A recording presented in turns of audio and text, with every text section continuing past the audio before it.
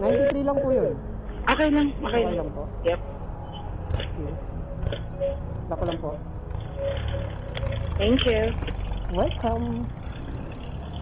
Sakay po. Kaya, carry. Yep. Kaya yan, basic lang yan. Basic. Yes? And we just want to let you know that your policy might get canceled due to non-payment. So we would like to check if you want us to process the payment today for us to avoid a cancellation of insurance. Wow! Grabe naman yan!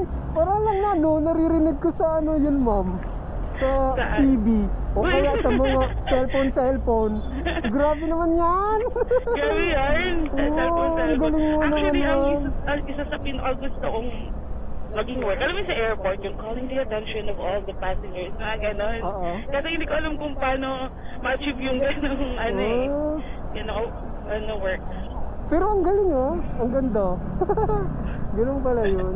Eh di magaling ka talaga mag-English man kasi conversation yun eh.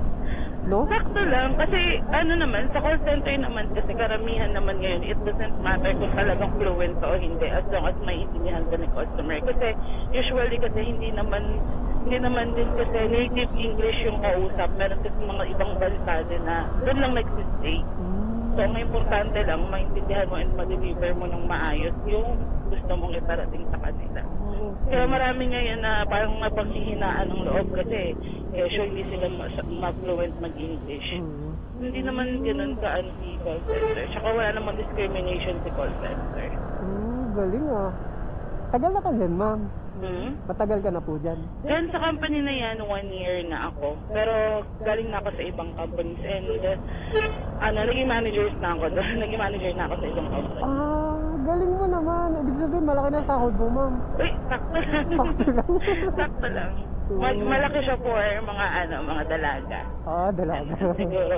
Pero kasi ako, family na ako, so sakto lang for me. Nagulat ako. Call center pala to. Mas malaki pa nga kita daw ng joyride. Di po. Daily. Grabe siya. Ang laki ng sahod niya sa amin. Pag walang pasahero, wala. Yun na lang. Pero kasi ang maganda naman sa rider is hawak mo yung time mo, di ba? Yes po. Pwede ka umuwi. Kung gusto mo, pagpagod ka na. Kung gusto mong magala-gala ka pa. Kung gusto mong puntahan yung family mo. Family pala. Akala ko si Jowa ang pupuntahan eh. Saan Jowa? Saan Jowa? Ang dami nun Saan lugar na Jowa ang pupuntahan? Ano yun? Araw-araw ka nagjo-joyride o ngayon lang din? Hindi naman. Pag may time lang na yung parang alanganin lang ako sa biyahe. Kasi usually umaalis talaga ako ng bahay before 9. Kasi ang shift ko is 10. Ilang biyahe naman ng jeep from SM hanggang doon sa may Anabu. Around 20 to 30 minutes. Ang problema, kinakabahan ako ngayon kasi ng oras na. Oras na kasi ako umalis sa yung baby ko. Umiiyak. Ilang taon na baby mo? 4 months. 4 months bago pa lang baby pa talaga. Sino nag-aalaga? Partner ko. Saan nag-work? Opo. Sinastop ko siya ngayon Siya kasi nakafocus sa amin. Actually, tatlo na yung anak ko. Dalawang lalaki. Tapos yung bunso ko is babae. Tapos yung dalawang lalaking baby ko, anak ko is nag-aaral. So, kailangan may magpo-focus since baby pa nga yung sabi ko, mas stable yung job ko and mas okay yung kita. So, siya muna ang magpaubaya for now.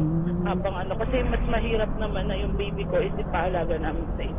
Opo, mahirap. Diba? Baby pa masyado Before nagwo-work sa amin yun, since ang mga anak ko naman na hindi pa ako nanganak, nagwo-work sa amin na pareho kaming may work. Kasi yung anak ko naman is 6 and 5, so palitan kami. So since gabi ako, morning siya. Before kasi sa siya nagtatrabaho, din sa SM sa restaurant, din sa 3rd floor. Doon siya dati nag-work. So, na-adjust namin yung time namin para sure kami na merong mag-aasikaso sa mga bata. Pero for now kasi since may baby kami, we have to sacrifice talaga. Wala naman akong problema sa partner ko kasi lahat naman siya gumagawa sa bahay. So, yun, kahit pa paano, hindi naman yung partner ko na parang Di ba kasi may ibang mga lalaki, hindi sa hindi sa paglalahad. May ibang mga lalaki na aapakan yung ego nila pag hindi sila yung nagpapasok ng pera sa loob ng tahanan, di ba? Ang hirap kaya mamang trabahong bahay. Lahat. Yun nga, kaya siya kasi lahat talaga, kaya malaki yung respect ko rin sa partner ko kasi hindi siya umaangal. Kasi ako syempre, panggabi, iba rin yung tulog ng gabi sa umaga, di ba? So, ayun, ano naman swerte ko na nga lang din, pag uwi ko sa bahay, kakain na lang ako, patulogin niya ako. Although, andyan yung baby ko, syempre, hindi pa pwedeng nawala sa akin yung baby ko. Hindi naman din kasi ganun sa yung baby ko. Pag nag-iiyak na yung baby ko, kinukuha niya sa akin para may time ako magpahinga. So, ayun na. Pag-usapang age talaga na, nakakalimot talaga. Di ko alam eh. Pass, next question please. Pero ang ganda rin ng pasok mo gabi. Hindi siya mainit, medyo matraffic ng konti lang. Ano oras uwian yan? 7. Mas okay nga yung before na, yung dati namin Kaso kasi nag-change time zone kasi. Kaya napa-atras. Ay, napa-abante. Kasi before, ang pasok talaga namin is 9 to 6. Ngayon, na? 10 to 7. 10 to 7. Yung lang namin and yung mga license agents. Kumbaga parang meron kaming mga hindi po pwedeng gawin na sila yung pwedeng gumawa kasi sila yung may lisensya na gumawa. Ganon. Galing Ang daldal mo, ma'am, no? Madaldal talaga ako. Sorry ka. Nakahanap ka ng kadaldalan mo. Ang galing. Sa call center talaga madaldal, no? Madaldal talaga ako. Siguro dahil na rin, eduk ako. Parang ano major mo, ma'am? Math. Galing mo. Math pa talaga. Okay lang po ba i-post yung video natin, ma'am? Naka-video ka, seryoso? Ayan po, camera. Saan? Sa hindi ko napansin yung cam. Ano siya? So kung baka gusto mong mag-shoutout, no? Shoutout sa aking jusawa sa bahay. Ayan. I-hi mo yung asawa mo sa bahay. Ayan. Shoutout sa jusawa ko sa bahay, tsaka promote na rin ako, Ground Zero Studios. Paki-like and follow, guys. Support natin ng lokal. Ano yun? Ano yung Rapper kasi yung asawa ko, artist. Galing yun. Ano po yun? Ano? Ground Zero Studio. Ground Zero Studio?